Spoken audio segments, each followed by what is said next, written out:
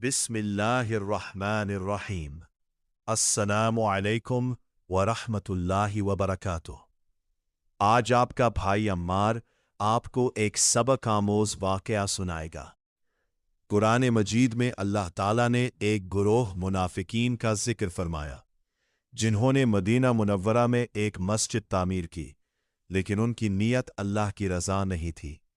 बज़ाहिर वो इबादतगाह थी, मगर असल में वो मुसलमानों में तफरका डालने और साजिश करने का मरकज़ थी। तारीख़ में इसे मस्जिद ज़िरार, नुकसान पहुँचाने वाली मस्जिद के नाम से जाना जाता है।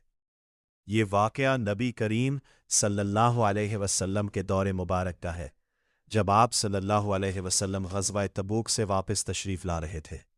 अल्लाह ताला ने वही के ज़रिए आप सल्लल्लाहु अलैहि वसल्लम को उनकी बदनीयती से आगाह कर दिया कि ये काम दिखावे और साजिश के लिए किया गया है।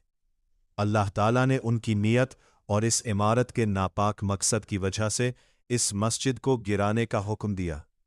कुरान पाक की सूरत तौबा आयत 107 में इसका जिक्र इन अल्फाज में आया है, और इनमें से वो भी हैं जिन्होंने एक मस्जिद बनाई नुकसान पहुँचाने, कुफ्र करने और मोमिनों में तफरका डालने के लिए। ये वाक़या हमें ये अजीम सबक देता है कि अल्लाह के यहाँ अमल की कीमत उसकी ज़ाहिरी शक्ल से नहीं बल्कि नीयत और खुलूस से लगाई जाती है। अगर नीयत में खोट हो तो मस्जिद जैसी जगह भी अल्लाह के यहाँ कबूल नहीं। लिहाजा हमारा सबक ये है, जो भी नेक काम करे वो सिर्फ और सिर्फ अल्लाह की रज़ा के लिए हो।